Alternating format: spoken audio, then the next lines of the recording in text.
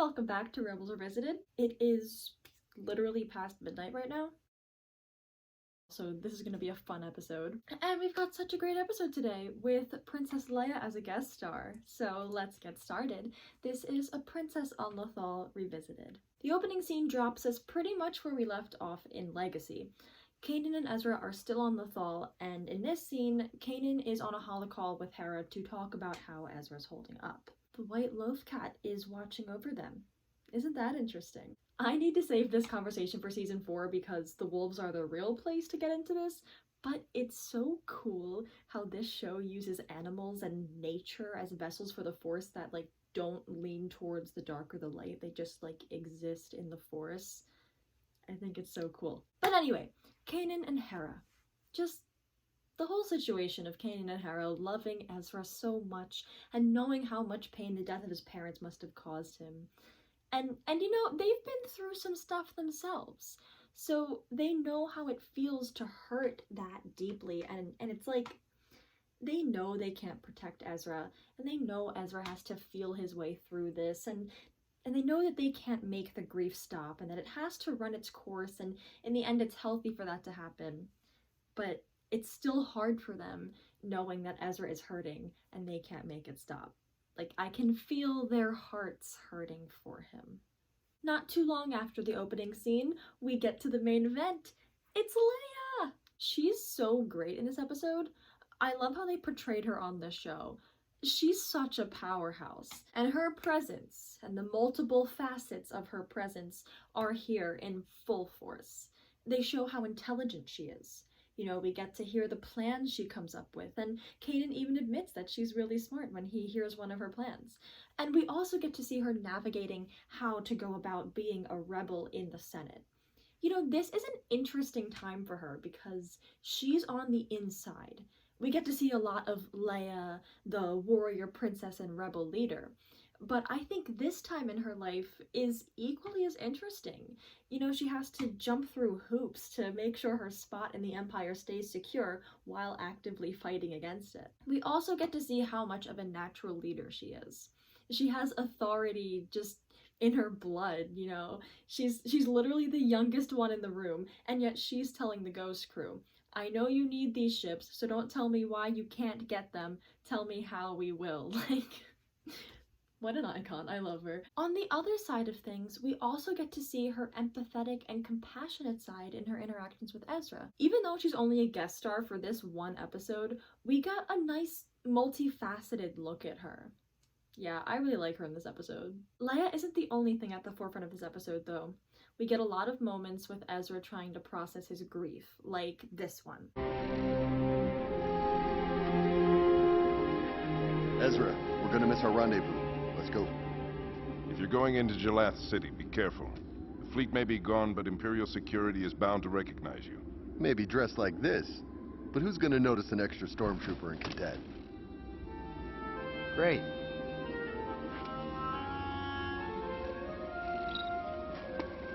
Obviously, he's going to be really sad about his parents' death, but you guys, he's not excited about the mission. They're going undercover. It could be so exciting. Ezra would usually be all over this stuff, but he's not excited about the mission. And it's the details like this that make it hit really hard, because we know what Ezra's usually like. We have a frame of reference for how he'd usually react to getting a mission. So you naturally compare that to how he's acting in this moment, and it really drives home how sad he is. It's so hard to see him like this. Then the next part that really gets me is when Zeb and Sabine try to comfort Ezra. They're just like, sorry kid, at least now you know. It's like they know there's nothing they can say to help the situation. Meanwhile, Leia just walks right into this mess, like this.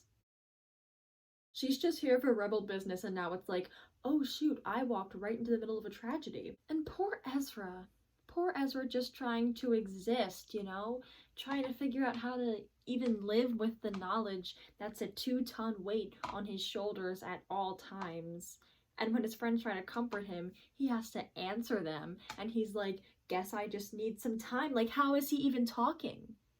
He just has to live like this. Ugh. So here's this line for your consideration. He's okay. He just lost some people close to him. It's a challenge being his age with so much responsibility. Can't explain why, but that line on this rewatch, I don't know guys, I involuntarily screamed. This line made me cry. Could not tell you why. The whole Ezra's parents dying thing is striking a chord with me this time around, I have to say. But there's also a certain type of character I've been thinking about recently, and the concept has really been tugging at my heartstrings. And this line perfectly captures that concept and why it sends a little pang to my heart. I've been thinking a lot about young heroes who have a lot of responsibility that they just can't displace. You know, there are some characters who hold the weight of the world on their shoulders when they don't have to. But then there are characters who have a lot of responsibility and they actually have to bear it. And they are usually under some sort of great emotional strain, usually somehow related to their responsibility, that they have to put aside, and it's so difficult and it's so unfair, but they have to do it. I'm thinking about characters like that. Not to plug Tales of Arcadia in my actual content, but the show Trollhunters coined the perfect term for this, and it's young Atlas. Young Atlas.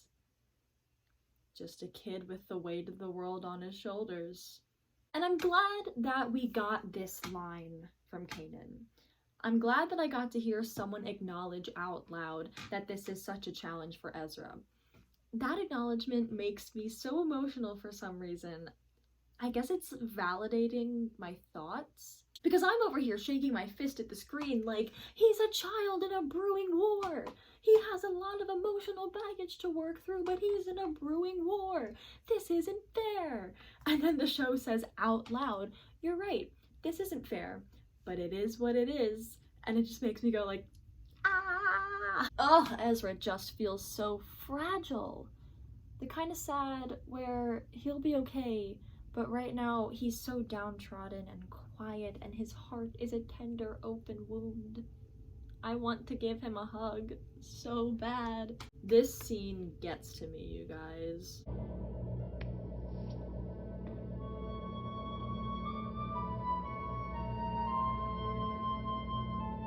I know who you are. You're Ezra Bridger. I heard your transmission. Yeah, my parents heard it too.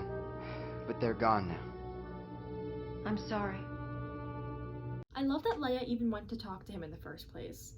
This is where we get to see her compassionate and nurturing side shine through, and I'm so glad they gave her this moment along with the moments of her being a smart, natural leader. And the fact that Leia heard Ezra's transmission. This one kid reached so many people, so many hearts and souls. But then, the good of that is also twisted a bit now because it led to his parents' death. And Ezra's beautiful, heartfelt words and all the good they did will always have a bitter aftertaste now. And I hate it when good memories get a little bit ruined by bad endings. Like, Leia says, I heard your transmission, and that leads Ezra, like, directly to, yeah, well, so did my parents, and they died, so... It's tainted now. Hate that. Oh no, not the classic is it worth it conversation. There's so much against us. Do you ever wonder?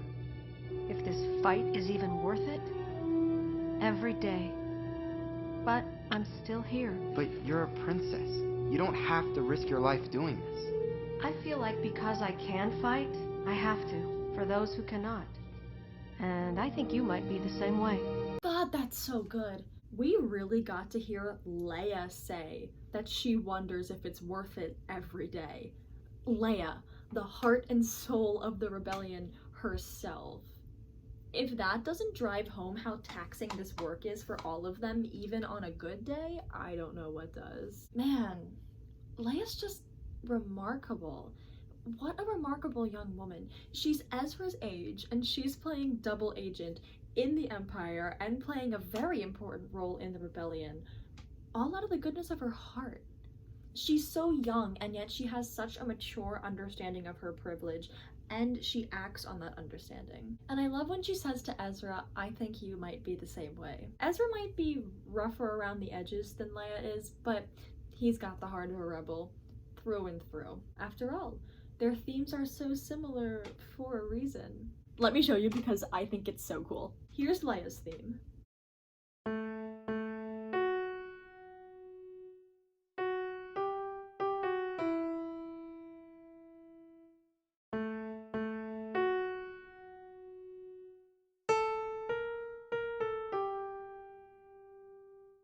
Here's Ezra's theme.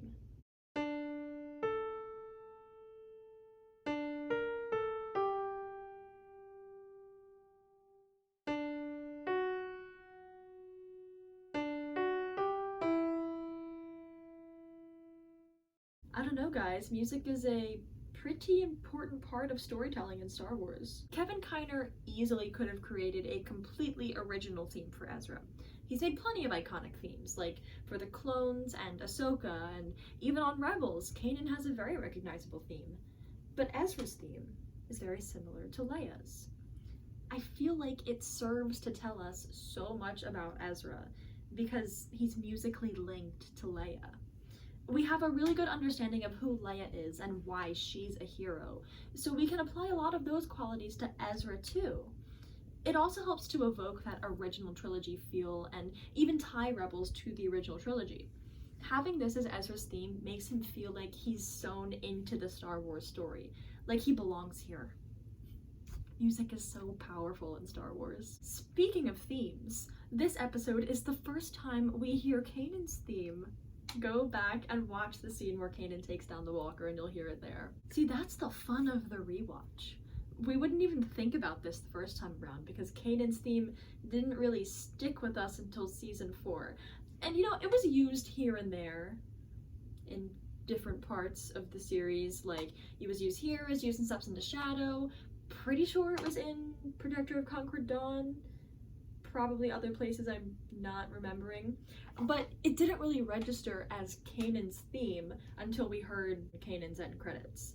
And those were really powerful pieces of music, like eliciting a whole emotional reaction out of most Rebels fans I've observed, and even some people who aren't too keen on Rebels respect this music. And then after watching season 4, you go back and rewatch this random episode in season 2, and out of nowhere, you hear this instantly recognizable string of notes that mentally catapults you to the most emotional part of the series, and you're like, what? Again, you guys, music is a very powerful part of the story in Star Wars. Overall, this is such a solid episode. It's a really good follow-up to Legacy. I like that we take an episode to let Ezra grieve, but then we also get to see him muster up enough drive to move on, because, let's be honest, he has to. I like that they didn't just move on right away though, and we got to see both Ezra grieving and the crew sympathizing with him. You really feel how tight-knit they are. It's really a, if one of us is hurting, all of us are hurting kind of group. But I also like that Ezra doesn't completely get over his parents in this episode. He just finds it in himself to keep functioning. His feelings about his parents and the hole that they left continue to influence Ezra all the way up to the series finale. I love that the characters on Rebels don't just completely get over their baggage because of the arc in one episode. Like, certain episodes will contribute a lot to their growth and bring them to a place where they can function better, but then as you keep watching the series, you notice that their baggage still affects them. I love good writing. Well, that's all for this one. Thanks for watching, and may the Force be with you always.